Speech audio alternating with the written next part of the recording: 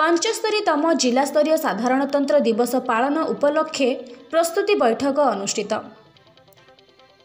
गजपति जिला पारला खेमुंडी स्थित जिला परिषद सम्मेलन कक्ष आज मंगलवार दिन चलित वर्षर जिलास्तरीय 75तम साधारणतंत्र दिवस पालन को नहीं प्रस्तुति बैठक अनुष्ठित हो जाइछि।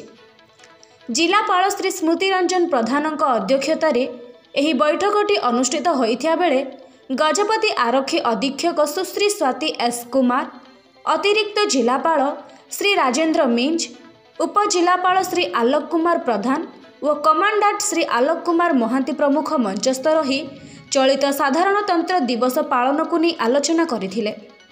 एही अवसर में छात्र छात्री मानकु नहीं विभिन्न प्रतियोगिता प्यारेड आदि व्यवस्था को नहीं आलोचना करा जायथिला।